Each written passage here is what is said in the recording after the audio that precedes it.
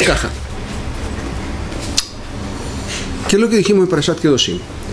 Am Israel tiene un mandato, una mitzvah que según el Ramban Nachmanides es de Oraita, que es ser Kadosh. Según el Rambam no, porque no es específico, no dice exactamente qué es lo que hay que hacer, así que no la cuenta en su recuento de las 613 mitzvot, pero el Ramban Nachmanides está en desacuerdo con el Rambam en varias mitzvot. Una de las mitzvot es esta. Dice, no, esta es una mitzvah de Oraita, ser Kadosh. ¿Qué es lo que dice la parashá respecto de cómo hay que ser Kadosh? Hacer las cosas bien. Pashut, hay que hacer las cosas bien. ¿Por qué? Lo explicamos la semana pasada en el Shiur. En el fondo, yo siempre puedo decir que lo que estoy haciendo está bien. Siempre lo puedo justificar. Ahora, lo que viene a ser como definición la parashá es que yo no haga eso. No venga a justificar lo que hago.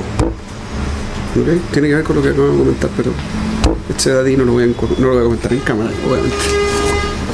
El punto es ese. Yo siempre puedo justificar lo que quiera hacer. Correcto, eso lo hemos dicho infinitas veces ya.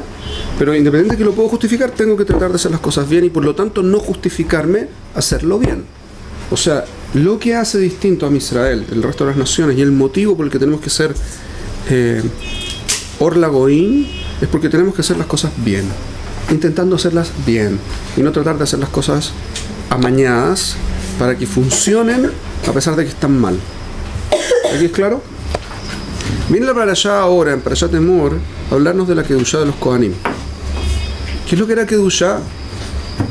Algo que tiene un objetivo, el objetivo es específico y no se puede desviar de su objetivo. Cuando se hace un desvío del objetivo, se produce Hilul. En el caso de Israel, cuando hace las cosas mal, se produce Hilul Hashem en el mundo. ¿Sí? Viene un yudí y hace una malversación de fondos importante en Estados Unidos, entonces todos los judíos son ladrones. ¿Sí? Hay un judío que mata a una persona, o otro judío, o otra persona que no es judía, todos los judíos son culpables. Cuando fue el juicio de Dreyfus, ¿han escuchado ustedes de eso en las clases de historia? Ustedes tienen clases de historia de Tzionut, ¿no? Sí. ¿Han escuchado hablar de Dreyfus? Sí. Cuando fue el juicio de Dreyfus, la gente, independiente que le inventaron los cargos fueron falsos y se sabía que eran falsos desde el principio y todo lo demás, la gente del pueblo no reclamaba que por él en persona, sino decía, los judíos son traidores, hay que matar a los judíos, hay que sacar a los judíos. Que un judío hace las cosas mal, todos son culpables. ¿Okay? Por eso nosotros, si hacemos las cosas mal, independientemente que podamos justificarlo, y siempre se puede justificar, lo estamos haciendo mal y estamos produciendo un Hilul Hashem. ¿Ok? Así que, muy importante, hay que hacer las cosas bien. Vienen los Kohanim y tienen que hacer 25 cosas más que nosotros. Si ustedes quisieran definir exactamente cuál es la diferencia, ¿cuál sería? ¿Cuál es la diferencia en la Kedushá? Primera pregunta, ¿no? Que les había planteado. ¿Cuál es la primera cosa que se le viene a la cabeza, que es la diferencia entre los Kohanim y Am Israel en general? ¿Qué tal? ¿Cómo es esto? No.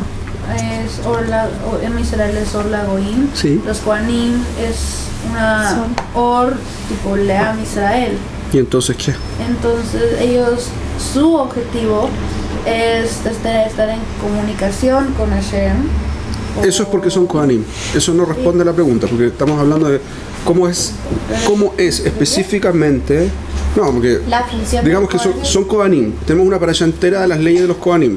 En función de lo que dice la parashá, ¿cuál es la diferencia entre Am Israel y el resto no en función de cuál es el Shem?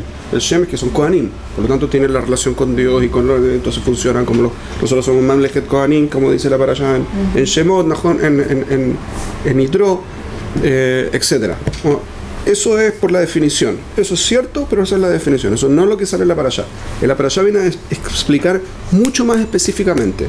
¿Qué dirían ustedes que es la definición de cómo tiene que actuar un Cohen? Y más, cómo tiene que ser un Cohen. Él tiene una función mucho más específica que el resto de Israel. Mejor. Por eso porque es un Cohen. ¿Cómo? Eso es porque él es Cohen. Claro, entonces, ¿cuánto más que tiene que haber precisiones ¿No es lo que en que él cumpla esa función? ¿Qué precisión está? Por eso crea todas las alajot específicas. Sí. Si todos tenemos... Técnicamente lo que están diciendo es correcto. Lo que yo vengo a preguntar es distinto. Sí, Yo vengo a preguntar cuál es la diferencia en la Kedushá. No estoy hablando de cuál es técnicamente, porque para eso me hacen una lista de todas las diferencias técnicas que hay y eso no es lo que estoy preguntando. sí, Estoy sacando de las diferencias técnicas, ustedes pueden intuir cuál es la diferencia entre lo que tenemos que hacer nosotros como Israel y lo que tiene que hacer un Cohen. ¿Y cómo lo definirían? Nosotros tenemos que hacer las cosas bien. ¿Cómo tiene que hacer las cas un Cohen? Perfectas. Él tiene que ser No hay margen de perfecto. error. No hay margen de error con un Cohen. Esta es la diferencia. ¿Ok? La diferencia en la Kedushá de un Cohen con respecto a la Kedushá de Israel es que el Cohen tiene que ser perfecto. Desagradable como concepto, pero cájase. ¿Pero qué es ser Ahora viene. perfecto? Ok, segunda pregunta. ¿En qué recae esa diferencia entonces? Recae en La rigurosidad con la que llevan las cosas. correcto. Me voy a referir a algunas cosas en particular solamente para establecer el punto. ¿Ok? Están las leyes de los Kohanim que no pueden hacer servicios, no pueden hacer abodá.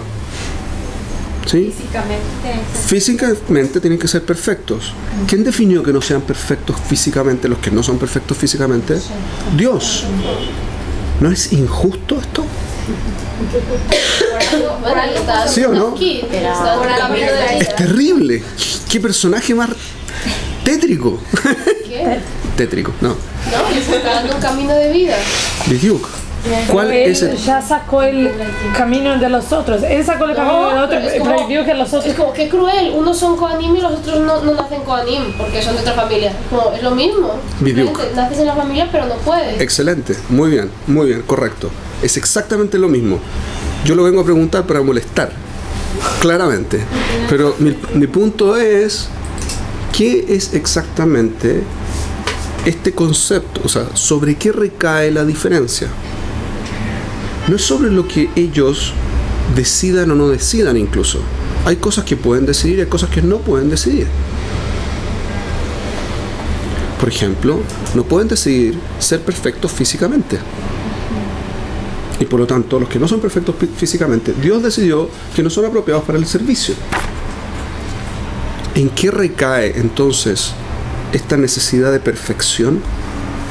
¿Del libre albedrío? No. de Dios. También, digamos, pero obviamente, pero no Dios. son. No.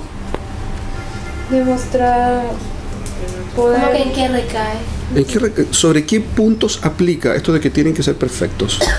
Sobre el servicio, sobre su conducta moral, Sobre su cómo se conducta. comporta con el Son pueblo. en el servicio no habló del servicio. No habló. Ha hablado todo el tiempo del servicio, pero justo aquí no habla del servicio. ¿Cómo se comporta? ¿Cómo se comporta el Cohen? Dentro y fuera, o sea, públicamente, pero también ¿Quién se casa? privadamente. ¿Con quién se casa? Los Kohanim tienen un flor de problema para casarse. Sobre todo la gente que son Cohen y que son Cohen después de, y hacen Teshuvah, digamos, después de los 25, 26 años, casarse es un problemazo. Problemazo. Porque ustedes vieron la cantidad de restricciones que tiene. Yo escuché que no se pueden casar con también tipo No pueden.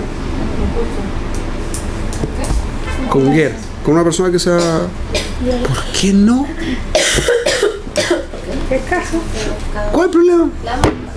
Ah, que son menos judíos. Caja.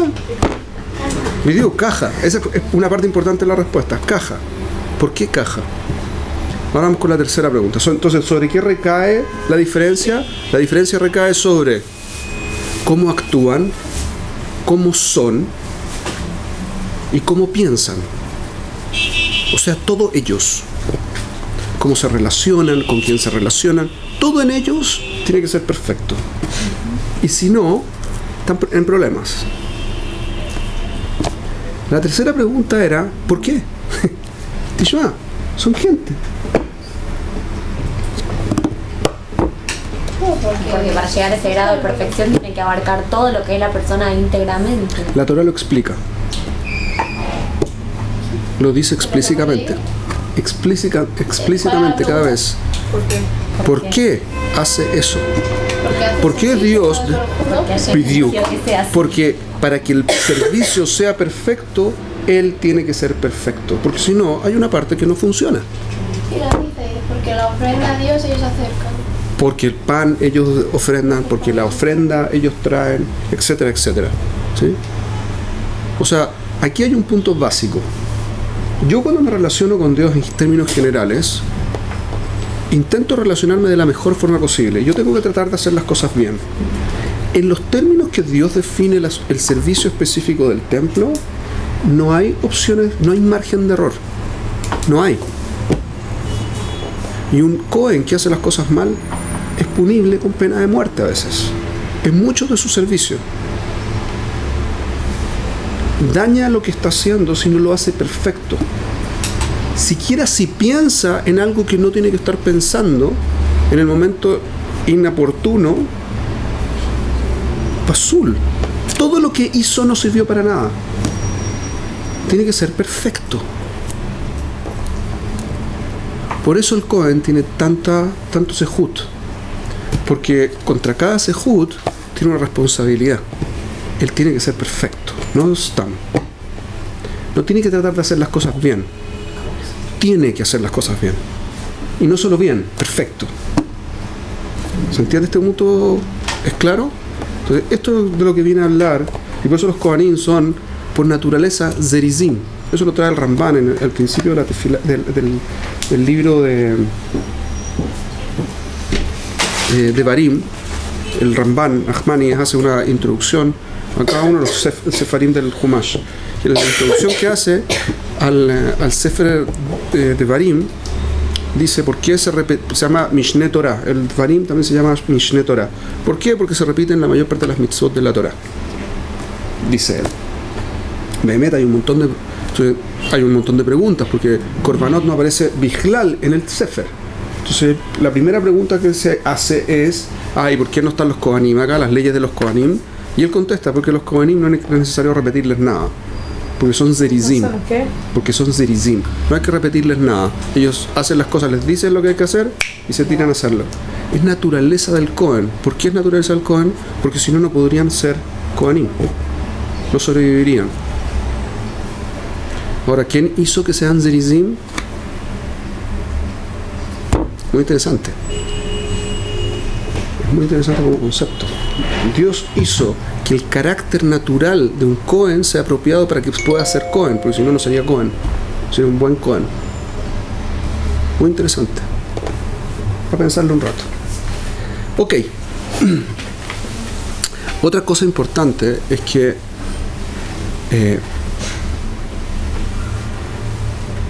él tiene que hacer el servicio perfecto, porque como ella dijo, son or para nuestro pueblo. Y lo que significa eso es que si hacen las cosas mal, son un hilul.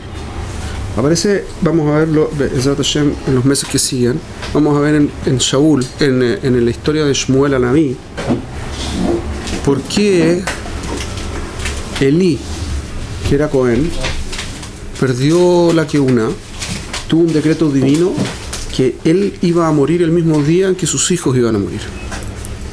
Ellos iban a una guerra, fueron a la guerra, se fueron con el Arona Kodesh a la guerra, ¿sí?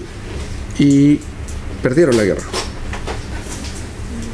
Y les quitaron el Arona Kodesh, murieron los hijos de Elí, y Elí, cuando se enteró, vino una persona que se estaba escapando, un yehudí que se estaba escapando del combate, llegó escapándose del combate y le contó a Elí que se habían muerto sus hijos, y ese día, y en ese momento por el impacto se cayó, se golpeó la cabeza y se mató. Así se murió Elí. ¿Por qué fue eso? Porque los hijos de Elí hicieron las cosas mal en la bodá, en el templo, y causaron que hubiese Yehudim que tenían que quedarse más tiempo. Y entonces el lashon que usa el Tanaj es muy duro, pero en el fondo lo que hacían era que ellos escogían qué presas se quedaban, cuando no era tan así el cuento. Entonces lo que estaban haciendo estaba bien, y eran Kohanim, pero lo hicieron no perfecto. Eso les causó la muerte a ellos y una una maldición a las generaciones de los hijos de Eli, que es que no podían superar los 18 años de edad, excepto condiciones muy específicas. Un tema muy interesante de Atzmo. Escaja. Termina para allá Emor, todas las leyes de los Kohanim, y viene para allá Behar. Para allá Behar comienza con una cosa muy extraña también. Yo lo que me llamó un poco la atención es que la última aliad de repente habla de Hagim y de repente habla de este caso de una persona que dejó el nombre de Hashem. O sea, como que qué conexión hay en que lo que viene hablando. Muy bien. Vamos a partir de ahí entonces. Un segundo, por favor. Vamos a ir a Emor en la última aliad. ¿Okay? Terminó de hablar de Hagim y de repente empezó a hablar de que ya había una mujer Vayetze ben Isha israelit, ¿sí? Ve'u ben Ish mitzri. Okay. Este era un hijo de un mitzri con una mujer judía. Y resulta que salió, ¿sí? Ish mitzri, betoch ben Israel, vaynetzu, במחנה בין הישראלית ואיש הישראלי. ויקוב בן האישה הישראלית את השם ויקלל ויביאו אותו אל משה וכו'. Dice la parasha así. Había una persona que era hija de una mujer hebrea y de un mitzri. Rashi cuenta la historia, también la cuenta en Shemot cuando la historia sucede, que había una mujer que de muy buen trato, un mitzri se le puso entre ceja y ceja seducirla, y ella estaba casada, tenía marido, y resulta que dice el Midrash que forzó al marido a trabajar en un horario fuera de lo normal, y él se disfrazó, se hizo pasar por el marido y se acostó con la mujer, y de esa relación salió ella quedó embarazada y salió un hijo. Ese es el hijo que está aquí en esta historia. Este hijo, como es hijo de mujer judía pero no de un hombre judío, no tenía tribu. Y ahora todo el mundo tiene tribu. No, porque no exactamente. Da lo mismo. No voy a entrar en los temas de Mamzerut porque way fuera lo que quiero tratar. Y entonces esta persona, pero no es Mamzer, no necesariamente es Mamzer. De hecho no era Mamzer. Ascaja. Esta persona no tenía tribu, porque su papá no tenía tribu. No era parte de Israel, así que no tenía tribu. Entonces, cuando se formó el campamento en torno al Mishkan, estaban todos ordenados en función de las tribus, y él no tenía dónde ponerse. Entonces fue a la tribu de la mamá. Dijo, mira, mi papá no es judío, entonces me voy a meter en la tribu.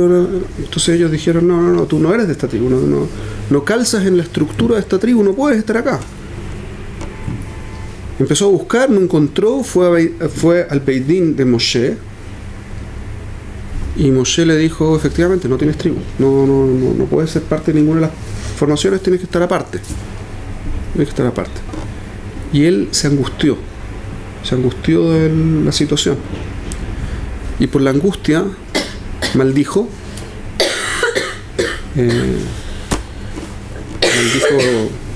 a Dios, Shalom, y producto de eso lo apedrearon. Pregunta ella, ¿Ma que Sher Bichlal? Estamos hablando de los Kohanim, ¿sí? Y los Kohanim tienen que tener un grado de Kedushá impresionante, no sé qué. Y ahora me cuentan esta historia, ¿qué tiene que ver? Es muy simple la relación. ¿Quién decidió que el Cohen sea Cohen? Él no. Él nació de una Cohenet casada con un Cohen. Ella es Cohenet porque una vez que se casa con un Cohen, es Cohenet. Así que él no decidió ser Cohen. y tiene toda clase de leyes. Y leyes que aplican que son súper duras. Matrimonios que puede tener, matrimonios que no puede tener. Tiene que dejar matrimonios si es que se metió en un matrimonio que no corresponde. Pierde a sus hijos, pierde a su mujer. Es una cosa muy dura con el Cohen. Como una persona que no tiene tribu, que tampoco escogió no tener tribu, ¿correcto?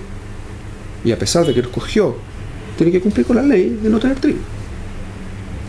Porque esto no corresponde a algo que la persona decide, es consecuencia de lo que sucedió antes, y es una definición que Dios puso en la realidad. No hay mucho de lo que discutir acá. Y maldecir claramente no es una opción. Hay que aprovechar la situación en la que uno vive. Eso implica que uno tiene, como no Cohen, tiene un montón de facilidades que los Cohenim no tienen. Claro que tiene cabot que no tiene menos cabot que un Cohen, pero tishma, una cosa por otra. ¿Ok? Uno tiene que aprovechar quién es y no pelear por ser alguien que uno no es. Y esto es muy importante, es un concepto muy importante que obviamente está relacionado con el tema de los Kohanim. Uno tiene que luchar por ser el mejor uno que puede ser, no por ser el mejor otro que uno puede ser, porque no tiene ningún sentido. ¿Claro esto? ¿Estamos? Ok, seguimos con Parashat Behar. Todos los Jajamim, cuando leen el comienzo de la Parashá, reclaman porque hay un problema. La Parashat Behar dice: Vaidaber Hashem el Moshe, Behar Sinaí Lemor. ¿Cómo Behar Sinaí? ¿Dónde le habló Hashem a Moshe? En Behar Sinaí. ¿Qué le dijo? ¿Esto en el monte Sinaí? ¿O le dijo? ¿Qué fue lo que le dijo en el monte Sinaí? Mashma que esto le dijo en el monte Sinaí. ¿Qué es lo que el resto no? Kushia. Todo el mundo pregunta esta pregunta es una pregunta de todos los mefarshim. ¿Okay? Entonces hay un segundo limud factible, que es el que trae Rashi, lo trae en nombre del Midrash, que es el siguiente. Si esto, que no tiene ninguna relación con la situación en la que estaban viviendo, también lo entregó en el monte Sinaí, el resto con Sheker. ¿Ok? ¿Qué significa? Va a empezar a hablar de cuando entremos a la tierra de Israel. Y hay varios conceptos muy interesantes que vamos a discutir en un minuto, pero entrar a la tierra de Israel no es la situación en la que estaban. Pues estaban en el monte Sinaí, no estaban en el Eretz Israel. ¿Sí? El monte Sinaí, aparentemente, según los arqueólogos, habría estado en la península arábiga, ¿sí? Lo que hoy es Arabia Saudita, al lado del Mar Rojo, debajo de Jordania. Y en esas condiciones no estaban en Eretz Israel por ninguna parte, ni por ninguna de las definiciones factibles de Eretz Israel. En esas condiciones, que le hable al pueblo con las leyes que son para cuando entren, que Behemet va a ser en 39 años más, a partir de este punto, no tiene ningún sentido. ¿Para qué me enseña ahora? Que me lo enseñe cuando voy a entrar. Las cosas como temas criminales, temas comerciales, temas jurídicos, temas de contratos, etcétera, etcétera, enséñalos ahora, no hay ningún problema, porque eso son funciones que se cumplen todo el tiempo, matrimonios, etcétera, entierro, lo que fuera, ese tipo de cosas se hacen todo el tiempo. Eso enséñame, cuando vaya a necesitar, entonces me enseñas lo otro. Y la Torá me viene a decir, no, eso también lo enseñó eso lo enseñó en el monte Sinaí. Mashma, se entiende de aquí que si esto que no tenía ninguna relación se enseñó en el monte Sinaí, y las otras cosas que sí tenían relación, tanto más se las tiene que haber enseñado Hashem a Moshe. Lo que implica que tenemos una kushia nueva y una respuesta muy linda nueva. Pensemos un segundo, solamente como para hacer funcionar un poco la cabeza. ¿Okay? No podríamos si no. Haz caja. ¿Cómo así? ¿Cuál es la pregunta? ¿Esto me lo enseñaron en Har Sinaí y el resto no me lo enseñaron? No. como esto me lo tendrían que haber enseñado cuando estuviera por entrar a la tierra, entonces, y me lo enseñaron en el monte Sinaí, entonces las cosas que tenían que estar en el monte Sinaí, obvio que me las enseñaron en el monte Sinaí. ¿Cuál es la lógica que está detrás de eso? ¿De dónde viene la pregunta, Mijal? Parece que está forzando para que sea lógico que todo tenga que ser entre No lo está forzando, porque si fuese algo que estoy forzando, no resultaría. Que de seguro van a entrar en la tierra. ¿Qué Hay algo- se lo está diciendo? Eso es cierto, pero eso viene de una profecía mucho anterior, así que no es novedad eso. Que no es más importante una parte final. No, es mucho más simple, lo voy a decir en un segundo. Digamos, La que también lo que se desencadena, lo que se desencadena también más tarde. no estamos más adelante, porque esto no son profecías de qué es lo que va a suceder más adelante. Es pashut, mucho más simple. Lo digo y van a decir, obvio. ¿Saben por qué es lo que va? La pregunta es muy simple. ¿Por qué me tendría que enseñar en un momento cuando una cosa solo cuando la vaya a necesitar? ¿Me entiendes? Está previniendo. ¿Por qué? No está previniendo nada. Cuando yo voy a necesitar algo, entonces enséñamelo. Esa es la premisa de la pregunta. Si no, la pregunta no tiene sentido. Cuando yo necesite algo, enséñamelo. Si no lo necesito, no me lo enseñes. Eso es la premisa. Porque si no es eso, ¿cierto? Obvio.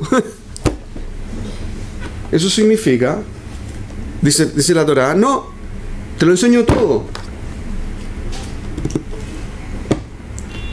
¿Qué es lo que implica esto?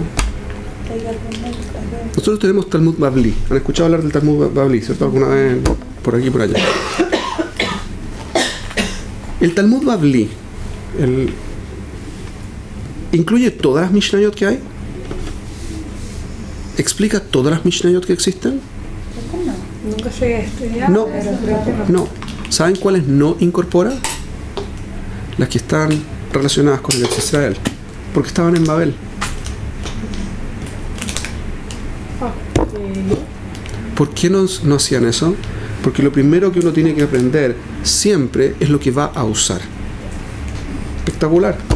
El concepto básico es que cuando yo estudio Torah para vivir. No estudio Torah porque es lindo. Solamente. Lo disfruto. Porque es muy, muy agradable estudiar y aprender cosas, que sé yo, muy, muy lindo uno. Pero yo no estudio porque es lindo. Stam.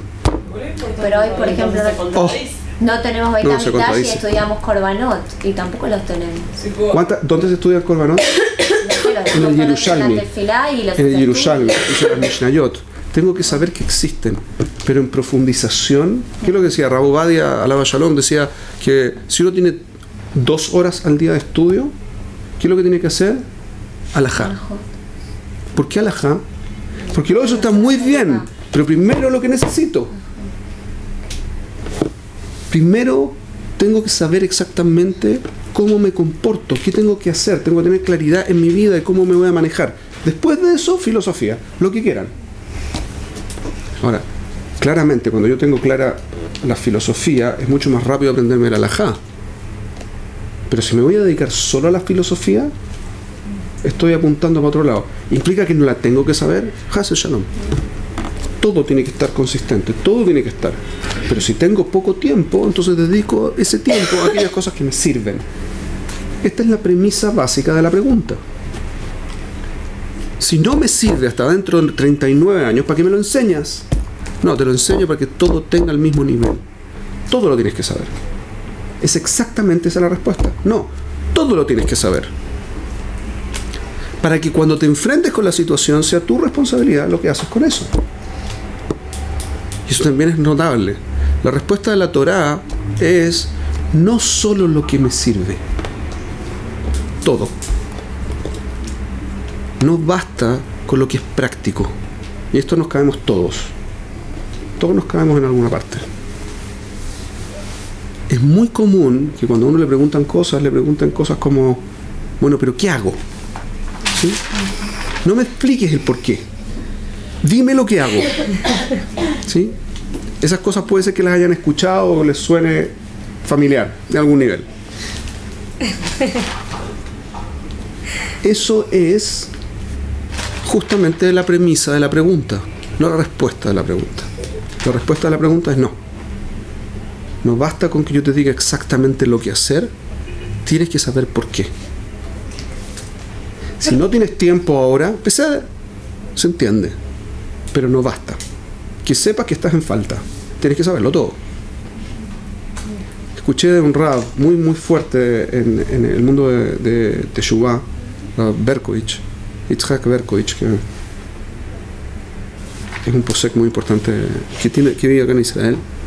Escuché en su nombre que el objetivo, él diciéndolo, de hecho lo escuché él diciéndolo, el objetivo en la Torá es que todos seamos dayanim, que todo el mundo sea posek. Todos tendríamos que serlo. Ahora, dado que no podemos, hay gente que se dedica a eso y otros que no. Pero que sepamos que todos tenemos la obligación. No, tenemos la obligación, es más que podríamos hacerlo, tenemos la obligación de hacerlo. Solo que, ok, la situación no da, lo que fuera, me justifico, como sea, digamos, ¿okay? Voy a decir que uno no puede, lo que sea, partir tarde, no sé qué, cualquier cosa. No es justificación, uno tendría que hacerlo. Pero una vez que ya asumo que no puedo hacerlo, tengo un bediavad, tengo una situación, ok, no es el mejor de los casos, pero bueno, de ceder, hagámoslo así, que es por lo menos saber lo que necesito. ¿Ok? Entonces un concepto muy, muy, muy, muy lindo del comienzo de la parashá. La parashá viene a hablar de Yovel y Shemitah. De eso habla parashá Behar. ¿Qué es lo que es Shemitah? ¿Qué es lo que significa Lishmot? Lishmot es abandonar. ¿Ok? A propósito, nos encontramos en la cuestión de Shemitah. Allá en... abandonar. Hay dos tipos de abandono, figuran en el pasuk, en un pasuk que está repetido, lo trae, sigue adelante, no se preocupe.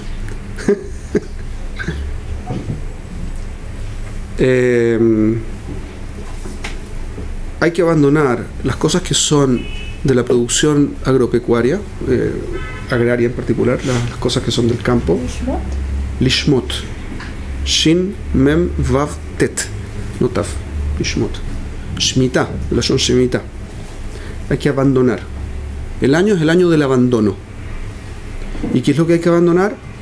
La tierra. La tierra. La tierra y el dinero. Son los dos tipos de abandono a los que se refiere el pasuk. Así como abandono uno, tengo que abandonar el otro. ¿Por qué tengo que abandonar la tierra? El pasuk lo trae de una forma muy interesante. Dice, porque ustedes son Kerim Atem Baaretz. Porque ustedes son pobladores de la tierra. Ustedes no son dueños de la tierra. La tierra es mía, dice Dios. Y por lo tanto, no pueden hacer cualquier cosa, cualquier día, cuando quieran. No pueden dársela a nadie ni no dársela a nadie, porque la tierra no depende de ustedes, depende de mí. Ustedes, digamos una tribu X, tiene un territorio específico dentro de Eretz Israel, ¿sí? Estamos en el territorio de ¿quién? De Yehudá. En esta zona en particular estamos en Yehudá. Un poquito más allá entramos en la zona de Benjamín. Entonces, estamos en la zona de Yehudá. Digamos que una persona de Yehudá, de la tribu de Yehudá, vende su territorio. ¿Lo puede vender? No. Demasiado, aparentemente sí. Uno va y vende. Nos sirve. ¿Por qué nos sirve la venta? Porque no es dueño. Porque no es dueño. Correcto, yo no puedo venderlo. Y por lo tanto, la Torá establece, si yo quiero vender, tengo que vender proporcional a la cantidad de años que puedo vender. O sea, yo tengo hasta el Yovel. Yo tengo hasta el Yovel posesión. Soy dueño de la tierra. Yo soy de Yehudá, digamos. Si yo soy de Yehudá, tengo posesión de un pedazo de la tierra de Yehudá, de aquí hasta el Yovel. Quedan 3 años para el Yovel. Y yo voy y vendo la tierra. En el Yovel, la ley es, la tierra vuelve a mí. No pueden evitarlo. Esa tierra es mía. No porque es mía porque yo soy dueño, sino porque me corresponde. Es un reshut que Dios me asignó a mí. y yo no puedo eliminar eso. Entonces yo puedo decir, mira, tomo este pedazo de tierra y lo arriendo. Tajles, vender tierra para una persona que tiene tierra por tradición, por el lugar donde vive, ¿sí? Porque es de la tribu de Yehuda, Dan o quien sea, una persona que vende, lo único que está haciendo en realidad es solo arrendarla. Y solamente por la cantidad de años hasta el Yovel. Después, vuelve. Muy interesante. Por eso el conflicto... Hoy no aplica porque no sabemos quién es quién. Y no sabemos hasta dónde llega. Y aparte tenemos algunos problemas con nuestros compañeros aquí Por eso hay algunos de habitación. que conflicto con el Éter Mejirá, o sea, el año escrita. Hay varios temas respecto del Éter Mejirá y lo que sea. No me voy a meter en temas de Si yo vendo la tierra, alajada de este estilo. entonces me la devuelven, yo tengo que devolver el dinero que me pagaron por la tierra. No puedo cobrar más dinero que el que vale de aquí hasta 3 años. Zeo, porque después de eso, lo que estoy haciendo es usura. Es robo. Porque no puede ser de la otra persona la tierra vuelve a mí. Es prácticamente una renta. Y digo, no existe vender. Es lo que dije. No se puede vender, se puede arrendar. Funciona Keilu como una venta de aquí a 40 años, de aquí a 30 años, de aquí a 10 años, de aquí a 5 años, de aquí a 3 años. Pero es una venta solo. Y por lo tanto la tierra no es mía, que es un concepto muy potente en la Torá. La tierra no es mía. Y por lo tanto no puedo entregarla. Porque no depende de mí. Esto suena un poco más político de lo que quería que sonara, pero el concepto es... Por un concepto práctico. Hay una diferencia. Hay un lugar en lo que eso no aplica. Y hay dos tipos de personas en las que este concepto no aplica. El primer tipo de personas es la persona que no tenga tribu. Un yehudí, que es yehudí, descendiente de un padre que no es judío, o que se convirtió, no tiene tribu. Como no tiene tribu, entonces tendría que vivir en una zona de la que nunca va a ser dueño. Zeomer, que nunca tiene la posibilidad de tener reshut, de tener posesión completa, como una persona que es de la tribu de Benjamín, que tiene un pedazo de Benjamín porque le corresponde el pedazo de Benjamín. Sí. Bueno, esta persona no tiene ese pedazo. Y nunca va a tenerlo porque no tiene. Pashut no tiene. Pero llega a Yovel, se queda sin techo. Biduk. Entonces, la Torah estableció que existe una diferencia. La Torah estableció, que Akadosh Baruj Hu puso en la Torah, que existe la opción de vivir en ciudades. Y en la ciudad esta ley no aplica. O sea, yo puedo comprar una casa en una ciudad siendo alguien que no tiene tribu. Que no tiene tribu. Yo voy y compro una casa en cualquier ciudad y está ok. Siempre y cuando la ciudad esté amurallada, o en principio una ciudad, entonces la ciudad no me permite que yo compre permanentemente. Excepto, este es el segundo caso de persona, los Leviim. Los Leviim no pueden tener tierra, no porque no tienen tribu, porque no tienen derecho a tierra. Porque los Leviim son la porción de Akadosh Baruj Hu. No hay permiso para que tengan tierra. Entonces, ¿dónde viven? Es distribuido. Pueden vivir por aquí y por allá, pero van a vivir siempre sin tierra, alquilando, Keilu, nómadas. Y no es la idea.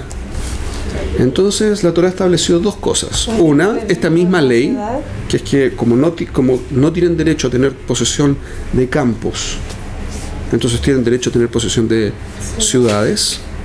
Y la Torah estableció los que se llaman los Arei Miklat, las ciudades de refugio, que son ciudades de Leviim. En esas ciudades los Leviim funcionan como si tuvieran un campo, pero dentro de la ciudad. O sea, si tienen una casa, la casa es atávicamente de ellos, siempre va a ser de ellos. ¿Puede vender? La puede vender, pero hasta el año del Yovel, porque en el año del Yovel vuelve a ser su casa.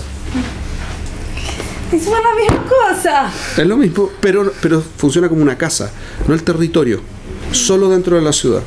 Y si vienen de la casa y se demuelen la casa, ya no tiene casa.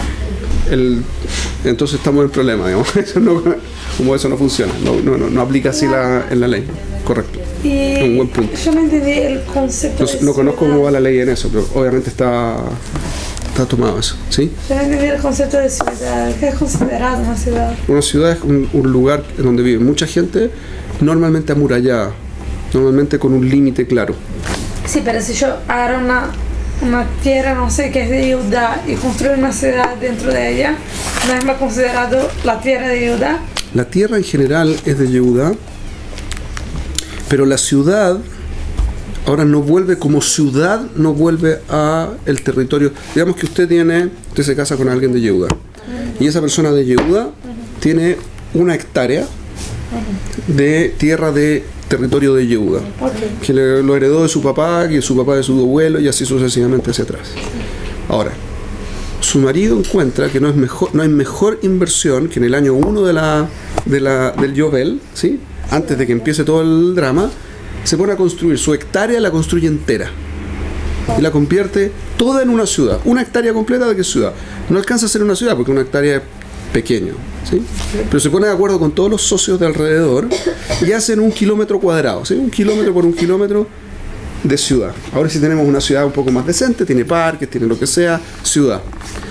Una vez que se convirtió en ciudad, la muralla, en todo el cuento, una vez que se convirtió en ciudad ya no vuelve. Ahora lo pueden vender porque no es territorio de campo. Cambió, ¿ok? Actualmente se cumple eso del año del Yovel. Ok.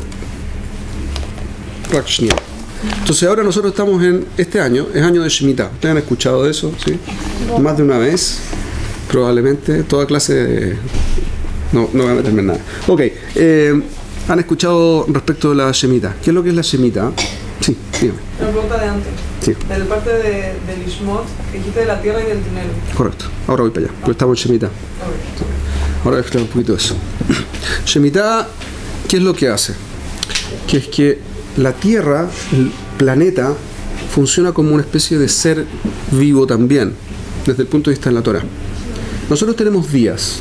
Los días de la Tierra se llaman años, ¿sí? A nosotros nos sale el sol y nos entra el sol. A la Tierra, desde el invierno hasta el verano, ¿sí? Es el mismo concepto. Técnicamente, si ustedes lo piensan 2 segundos, es igual, exactamente igual. En esos términos, cuando tenemos un año, es un día de la Tierra.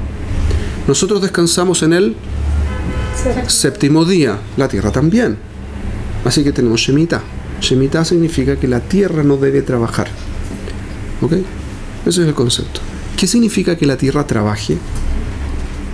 Nosotros trabajamos en ella. Biduk. Eso significa que me sirve a mí para aquello que yo requiero. Eso es que la Tierra trabaje.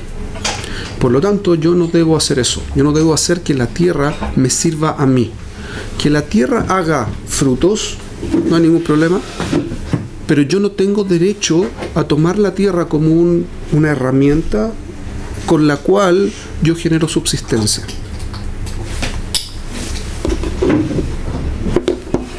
¿Ok?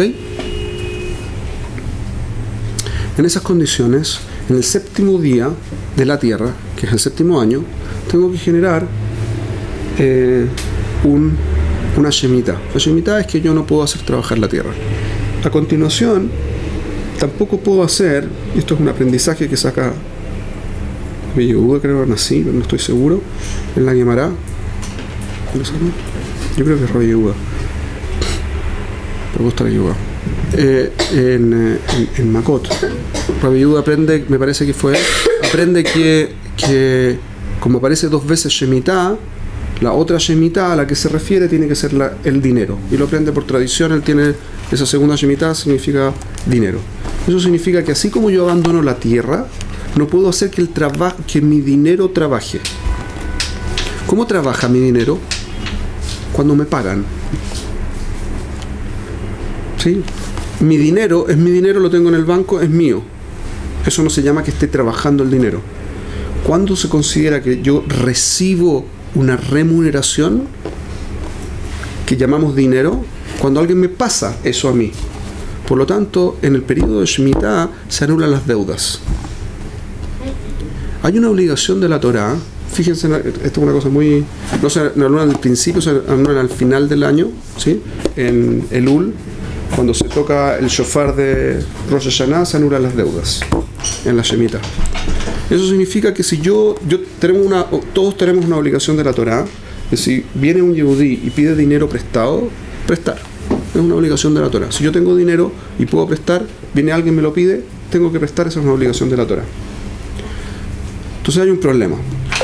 Resulta que yo no tengo ninguna obligación de devolverle, no tengo ninguna obligación de devolverle, entonces vamos a ser muy inteligentes, muy pillos.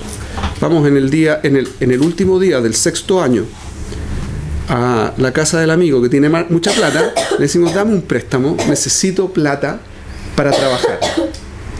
Y al día siguiente ya no tiene derecho a pedírmela. ¿Okay? Hay varias cosas que son muy importantes de entender en esto. Eso está mal. ¿Okay? No solo que está, no, alágicamente podría decir no existe. De hecho, dependiendo cómo se lee el pasuk y cómo se entiende, hay mucho iyun de los rishonim y los ajaronim en este punto en particular, puede ser que la deuda desaparece. Como deuda ya no exista la deuda. Materialmente desaparezca, ya no existe la opción de que yo devuelva. Pero si te lo quiere devolver, si puedo, ¿no? Pero solo como una matana, como un regalo. Porque si no es como, si es una devolución de dinero, entonces se llama que me está pagando, y si me está pagando está violando la ley de la Torá. Para resolver este problema, Hillel Azaken y su Sanedrín Tiknu hicieron una takaná, una reparación, porque la gente se volvió muy pilla. Y como la gente se volvió pilla, no quería prestar. Entonces el que tenía plata no quería prestar. Entonces, producto de los que son muy vivos, muy pillos, ¿sí?, tuvieron que hacer una reparación en la ley de la Torá, porque la Torá lo que está esperando es que yo haga las cosas bien, que fue lo que dijimos en Kedoshim. Entonces ahora la gente no quiere hacer las cosas bien, eso genera que tenga que empezar a hacer reparaciones en la ley. Cuando yo quiero pasarme de listo, entonces inmediatamente causo una nueva takaná, una nueva ley que tienen que poner los hajamim para mantener la lógica de lo que se supone que tendría que estar pasando. ¿Okay? Esa es la lógica de las takanot. De paso aprovechamos de aprender.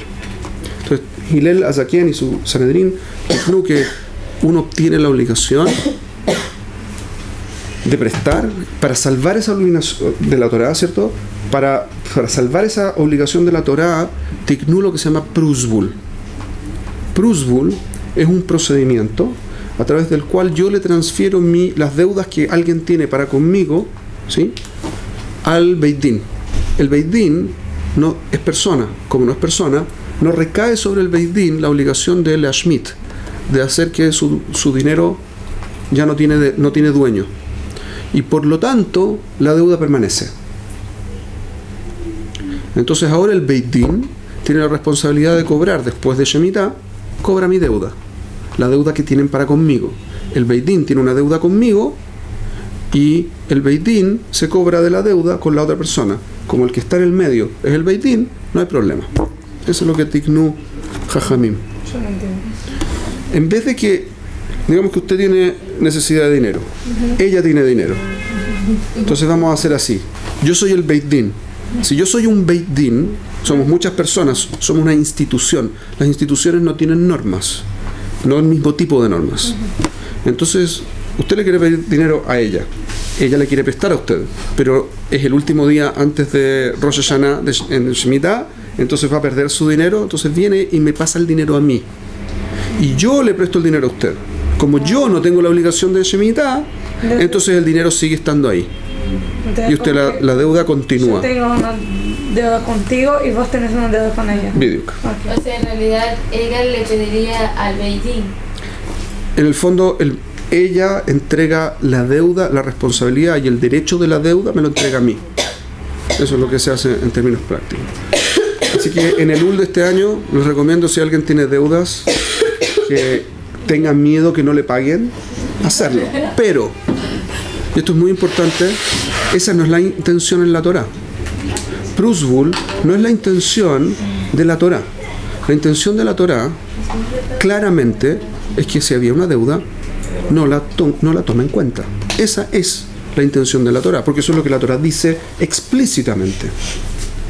Entonces tengo que... Sí, después... No, antes de Yom Kippur. En el UL. antes de Rosh Hashanah, porque ahí se acaba, ¿sí? Cuando pasamos al octavo año. Entonces, el punto crítico aquí es que no tenemos que tratar de pasarnos de listos, ni ser demasiado listos como para salvar deudas de 50 shkalim, o de 20 shkalim, o de 10 shkalim, ¿sí? Porque eso es ser tacaño. ¿Ok? Tacaño. Una persona así como tacaña, no sé cómo se dice. ¿Ok? ¿Qué? ¿Qué dijo? Está mal ser tacaño. Sí. Pashut. De hecho, en Masejet creo que es en Masejet Kiddushin, dice que si una persona es tacaña, hay que dudar de si es judía. ¿En serio? ¿En serio? Y el estereotipo mundial, los judíos que son tacaños. Eso es un tema. Hay que dudar de ser qué. Hay que dudar de si es judío. Pero eso Es muy probable que haya algún problema en su estirpe, porque eso no es parte de la. que son tacaños, que son avaros. Es lo mismo. Es lo mismo. Son dos formas distintas de decir lo mismo. Ok, No le gusta dar. No, ok, avaros ok. es más como que Hasta aquí, ok, please. Cuando ellos me dicen que soy tacaño, tienes siempre que Haz caja. La obligación de la Torá es porque, de nuevo, si yo quiero ser Kadosh, tengo que hacer las cosas bien. Hacer las cosas bien significa que yo tengo que poder prestar. Pero el otro tiene la obligación de pagar. Y esto es una obligación tan fundamental que los Rishonim la llaman una obligación de oraita. De la obligación de la Torá es una obligación evidente. No necesita la Torá decirme que yo tengo que pagar mis deudas. ¿Ok? Porque tengo que pagar mis deudas es evidente. Es tan evidente que es como si la Torá me lo dice. Entonces, yo puedo utilizar la técnica, y esto es lo mismo que estábamos viendo antes, para no ser Kadosh, usar la técnica de la Shemitah. Pero claramente ese no es el objetivo, y claramente estoy pasando por un lado de la Torá, no el de la Shemitah, el de la Kedusha. ¿Se entendió? Así que cuando tengan una deuda, páguenla, en el ayón que sea. Pueden decir, vengo a pagarte, y si les dicen, no, porque si vienen después de que termine el año de Shemitah, cuando la deuda se anuló, vayan a regalarlo, pero devuelvan el dinero. ¿Ok? Porque es muy importante. Pero, y si la persona pregunta por qué estás dando la plata, y tipo... Porque te tengo mucho cariño y ahora les voy a explicar cuál es la lógica que está detrás. Imagínense lo siguiente. Tienen a su hermano o hermana que está pasando en un muy mal momento económico y ustedes tienen plata. ¿Ok? Ustedes tienen plata. Suficiente plata como para que él pueda sobrevivir bien. ¿Le prestarían el dinero? Obvio. ¿Y si siguen problemas, se lo cobrarían? Esto es lo mismo. Si siguen problemas, ¿qué? Es exactamente el mismo concepto. Si tengo un hermano yehudí que está pasándolo mal y necesita dinero, ¿cómo no le voy a prestar si lo tengo? Y si sigue estando en mala situación, le vuelvo a prestar, lo vuelvo a ayudar. No se lo cobro. Ahora, si yo tengo un hermano que se está tratando de aprovechar de mí, entonces un hermano que no se quiere comportar como hermano conmigo. Entonces se rompe la relación de hermandad. Esto es lo que viene a tratar de salvar el Humash. Es la relación de hermandad. Perdónale la deuda, porque es tu hermano. Y tu hermano lo está pasando mal. Ahora, si el hermano es muy listo y aprovecha que tú tienes que dejar de pasarla, entonces, próximo. ¿Sería como robar? Sí, es una forma de robo. Es con esa intención de no... Claramente eso está mal, no hay ninguna duda. Técnicamente no hay robo, técnicamente. Pero claramente por detrás las cosas no están bien, ¿no? ¿Ok? Una pregunta. Sí. He escuchado que el tener deudas y no pagarlas es más grave, que tenés que Es como un robo. volver a la tierra a devolver tus pagos. Mejor. Cuando pasa el mitad, se acabó. No hay deuda. La deuda desapareció porque la Torá lo anuló. No existe la deuda. Pero talui. Hablemoslo aparte porque eso no quiero meterme en él. Okay. Pero si después del año de Shemitah el deudor quiere pagar la deuda, Es lo que decía, puede ir a pagar, pero no como con la acción de pago, sino como regalo. ¿Ok? ¿Se entendió? Okay. Después Vale de... solo con plata, también como cosas. No, con plata. Estamos hablando de dinero. La última parashá del Humash Vayikra es la parashá Bejukotai. Bejukotai es la primera parashá del Humash que trae Klalot, Berajot y Klalot. Quiero leer el lashon del principio de la parashá. Bejukotai.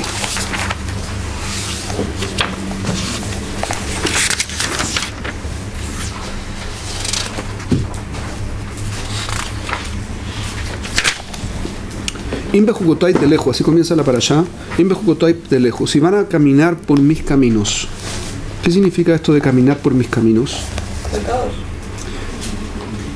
Es la cabana, ¿no? Pero vamos a explicarlo un poquitito más. Imbe Jukotai Teleju, vet mitzvotai tishmeru veasitemotam. Pásenme un segundo en el Humash.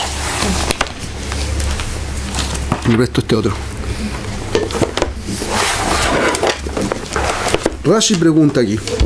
Imbe Jukotai Teleju, dice Rashi, Yehol ze kiyum a mitzvot. Podría ser que cuando dice Imbe Jukotai Teleju, si van a ir por mis jukot. ¿Cuáles son los jukot? No, no es una... ¿Ustedes han escuchado hablar de la ley de gravedad? Sí. Es un jok. Macabana un jok. Cajazé. ¿Tiene lógica? Cajazé. No es que tiene lógica o no tiene lógica. Así es. De hecho, yo puedo entender cómo funciona en algún nivel. Existe la ley de gravedad, descrita por el ¿cómo se llama? Perdón. Por Newton o por Einstein o por lo que fuera, digamos, da lo mismo, es irrelevante. El punto es que existe un grado de comprensión que yo puedo tener de la ley. Pero la ley cajazé, como funciona, es así, no hay nada que discutir al respecto. Como que los cerdos se llaman cerdos y son cerdos, independiente de cómo yo los llame, siguen siendo cerdos. Esa es la naturaleza del animal que se llama cerdo. Caja. No es que...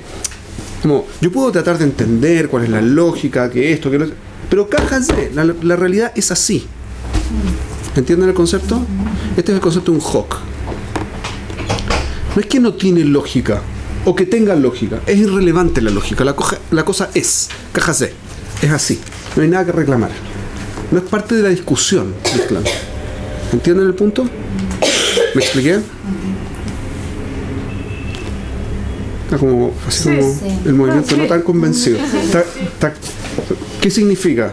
Significa, por ejemplo, que cuando yo estoy hablando de leyes de la naturaleza, estoy hablando de hukim.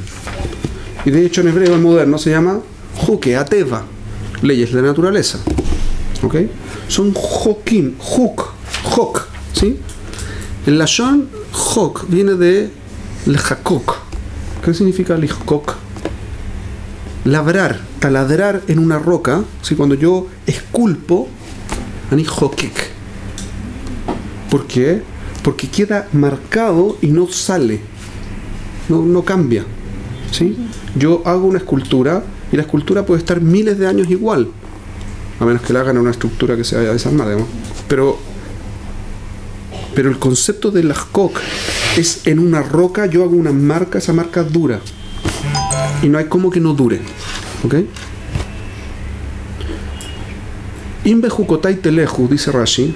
Podría ser que esto se refiriera a la Torá cuando dice Imbe Jukotai Teleju, a que cumpla las mitzvot. No puede ser. ¿Por qué no puede ser? Kasher u omer ve'et mitzvotai tishmeru hare kiuma mitzvot amur ha ma ani mekayem et Jukotai. Rashi pregunta, un segundo. Lo lógico sería que cuando dijo Imbe Jukotai Teleju se refiere a cumplir con las mitzvot. Pero resulta que más adelante el pasuk dice y hagas mis mitzvot. Así que no puede ser que cuando me está diciendo Imbe Jukotai Teleju me esté hablando de las mitzvot, hacer las mitzvot, porque ya está dicho. Entonces, ¿de qué me está hablando? Shetiu amelim batorah, dice Rashi, que se esfuercen en la Torah. ¿Cuál es el kesher? Fíjense la pregunta. La pregunta es, en términos naturales yo tendería a pensar que caminar por los caminos de Dios es que hacer las mitzvot. No es. Rashi dice, no es. O sea, es más que eso. ¿Qué es lo que sí es? Yu amelim batorah. Estén como sumergidos, imbuidos, dedicados a la Torah. Dedicados, creo que esa es la mejor forma de traducir. Estén dedicados a la Torah. ¿Cómo esto? Como, ustedes se imaginan, in bejukotai telehu significa si caminan por mis hukim, por mis leyes naturales. ¿Y cuál es la descripción? Un tipo leyendo un texto. Suena rara la imagen, ¿o no? ¿De qué está hablando Bishla Rashi? ¿Por qué Rashi responde con esto? ¿Entiende la pregunta que estoy haciendo? Sí. Claramente no es hacer las mitzvot, y claramente de alguna forma se relaciona con estar amel en la Torah. ¿Qué es la relación? ¿Ah? No, no es entenderlas. Cuando yo estoy amel batorá, sucede algo muy interesante con mi cabeza. ¿Qué sucede? Que yo empiezo a pensar como la Torah. Lo que Rashi quiere decir es, caminar en los caminos de Akadosh Baruj Hu es pensar como Él hace las cosas. Para eso me da la receta inmediatamente. Dedícate a la Torah. Dedícate en serio a la Torah.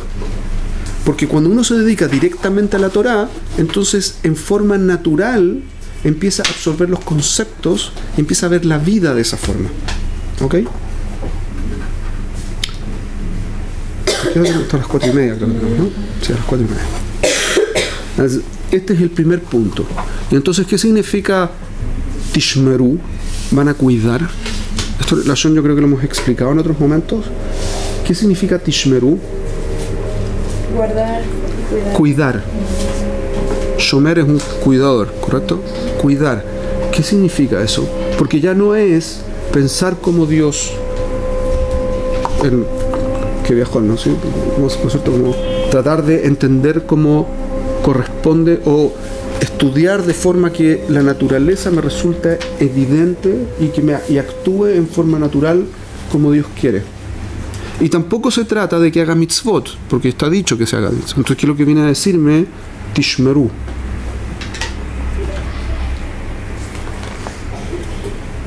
Segundo, cuidarlo cuando es algo preciado. Correcto. ¿Y eso cómo manifiesto algo que es preciado, cuidándolo? ¿Cómo lo cuido? ¿Cómo cuido los hukim?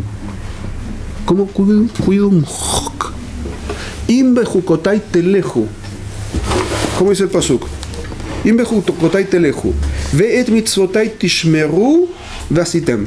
Las mitzvot, mis mitzvot, las tienes que cuidar y hacer. ¿Cómo cuidar y hacer? Hazlas. ¿Cómo cuidarlas? Por cariño yo las cuido, pero ¿cómo las cuido? No, por eso ya está dicho. Pero con todo el esfuerzo y la dedicación, ¿Tienen el problema? no solamente hacerlas. Cuidar también es mantenerlas, esforzarse para que la mitzvah se pueda hacer como se debe hacer. No solo... ¿Eso es esforzarse? O sea, cuidarlas, no que vas a hacerla de que... O sea, tratas de hacerla bien. Pero eso tiene que ver con Amel Batorá. Siento que es como... Ya digamos donde... Les voy a decir una pista, solamente una pista. Lo dijimos antes y tiene que ver con la forma, lo que tienen que hacer los jajamim. ¿Sí? Perfecto. No, esos son los kohanim. Ah, Que siento que es como cuando dice que amar a Hashem con todo tu ser, con todo tu todo, con todo tu... Ajá. Siento que es así, como meterse al 100% de la Torah. Pero eso es Amel Batorá. Pero no, más Eso no entendían con la pregunta. No, eso es ser Amel Batorá. Ese es el concepto en el fondo. Eso no entendían con la pregunta. ¿Qué significa cuidar? ¿Cómo cumplo el cuidar las mitzvot? Los hukim. ¿Cómo los cuido? ¿Cómo? Prácticamente. La No. esencia, que te quede. ¿Cómo mantengo la esencia de algo? Haciendo. ¿Qué es lo que dijimos respecto de Prusbul? ¿Por qué Jajamín Para Tiknu? mantener la esencia de la Torah, que mantener la hermandad. Cuando yo cuido algo Claro, que si alguien- quiero que la cosa mantenga su carácter, mantenga su misma definición, la misma lógica, que funcione permanentemente igual. ¿Es eso claro? Entonces, viene alguien y se da cuenta de que hay gente que cuando presta está empezando a tener un poco de rencor porque no le devuelven, y que los otros cuando piden se están aprovechando. Y yo quiero que la cosa se mantenga. ¿Cuál es la mantención? Que aquel que quiere prestar, Behemet, no sienta rencor porque no le van a devolver, porque lo va a perder. O sea que el otro no se puede aprovechar. Pero en el fondo, que que quiere hacer las cosas bien, que quiere prestar, no se sienta defraudado, no se sienta estafado, ¿sí? Entonces, ¿qué es lo que hago? Prusbul. ¿Cuál es el objetivo de Prusbul?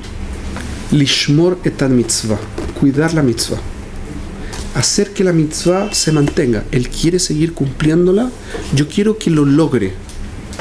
Para eso hago un tikkun, una reparación. El concepto de Lishmor la mitzvah es hacer takanot de forma que la mitzvah siga siendo la mitzvah. Por eso que en ciencia todos nosotros deberíamos ser poskim. Correcto.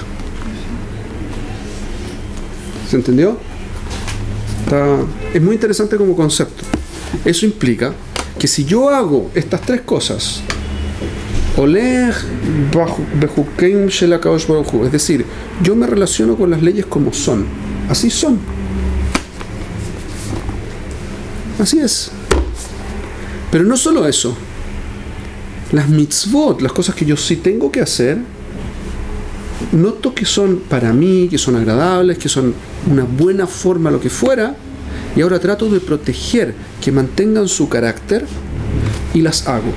No solamente las protejo, también las hago.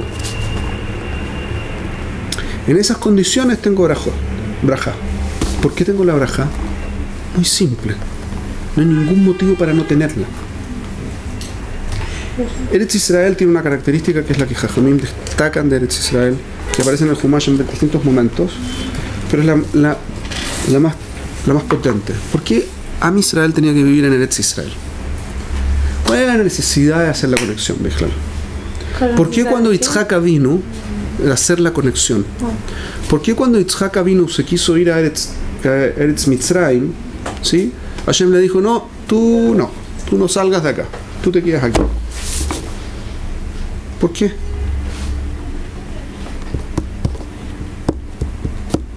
Porque Eretz Israel es distinto que el resto de las tierras del mundo.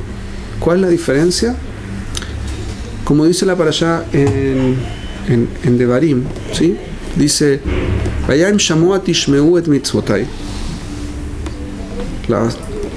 Asher anochim metzaveh etchem hayom. לעבוד את השם, etcétera, etcétera. ונתתי מטר ארצכם בעיתו, יורה ומלקוש. ואספת דגנך ותירושך ויצריך, ונתתי עשב בשריך ולהונתך, ואכלת ושבעת. ¿Sí? Cuídense. No vaya a ser que te vayas a equivocar y abras tu corazón y te vayas a perseguir otros dioses y termines sirviéndolos, porque entonces se van a cerrar los cielos y no va a caer lluvia. Se van a cerrar los cielos a la tefilá, ¿ok? Veloy de matar, porque si no, no hay ninguna novedad. Veloy de matar tiene que ser otra cosa que se cierren los cielos. Se cierran los cielos a la tefilá. Y veloy de matar, no va a haber lluvia. Además, Loti tiene tiebulá, y por lo tanto la tierra tampoco, incluso cuando hay lluvia, la tierra tampoco va a producir. Hey.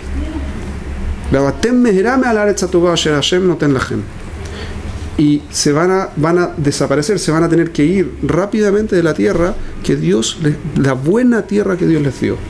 ¿Cuál es la definición de Eretz Israel? Es una buena tierra. ¿Por qué es buena? Porque cuando Am Israel, Kiklal, se porta bien, funciona bien.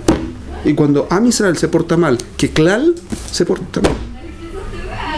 Es un testigo, como trae en Parashat Azinu, ¿sí?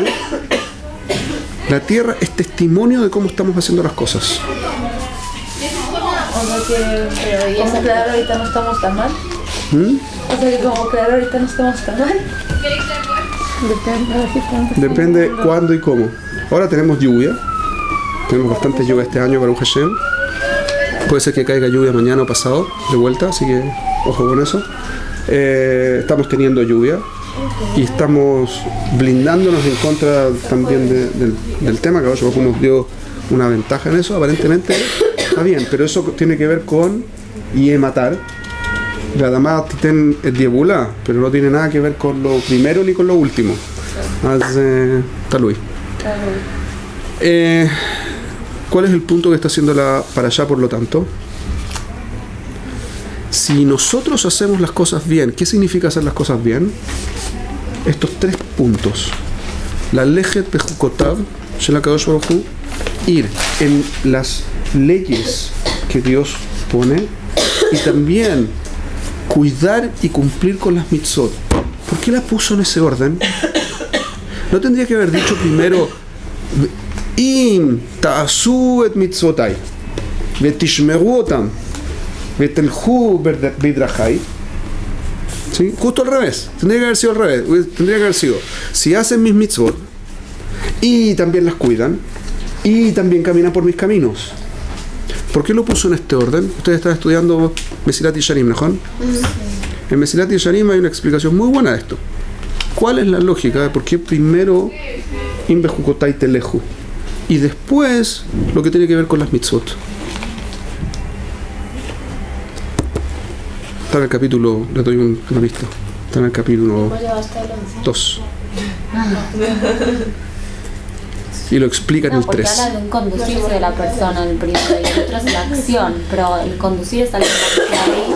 Vos puedes hacer igualmente una mitzvah y como sin la cosa así, como sin el pensamiento correcto.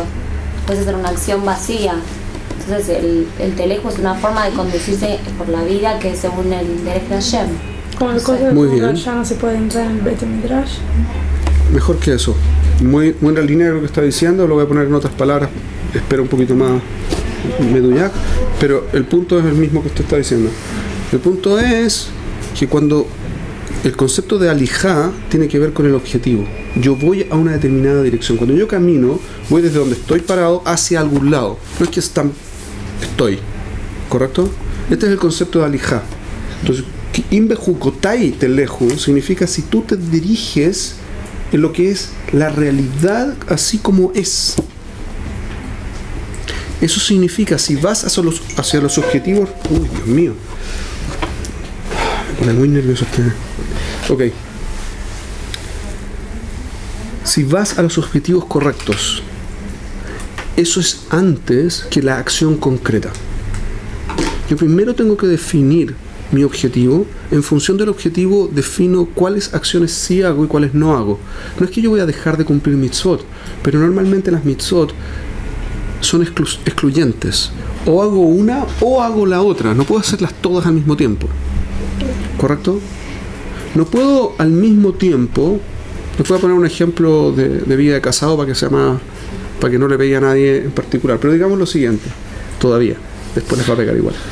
Esa talla. Entonces digamos lo siguiente. Uy, se pusieron a toser. ¿Qué pasó? Sí, la había casado. Se pone... Entonces, imagínense lo siguiente. Ustedes tienen al bebé llorando. Necesitan ayuda de su marido. Y el marido tiene que ir a hacer tefilá. Tiene su shiur. Tiene que irse. ¿Cuál es la acción correcta que haga el marido? Cuidar del niño. Obvio que se tiene que quedar. Talui. Sí, Hay momentos en que sí, hay momentos en que no. Eso depende mucho de ustedes. Mamás, eso depende muchísimo de ustedes. Si ustedes están en malas condiciones anímicas, no durmieron en la noche, el bebé estuvo llorando toda la noche, y esto es a las 7 de la mañana, o a las 6 de la mañana, cuando el marido tiene que ir a hacer tefilá en la mañana, o a las 5 de la mañana, lo que sea, y ustedes no durmieron, porque el bebé estuvo todo el día, toda la noche llorando.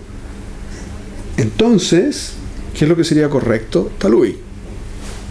Si ustedes se la pueden y ustedes quieren hacerlo, pero si ustedes se sienten angustiadas, se sienten mal, no pueden con el bebé, están destrozadas, que probablemente va a suceder en algún momento del camino. Es muy entretenido, muy bueno, pero esas cosas pasan.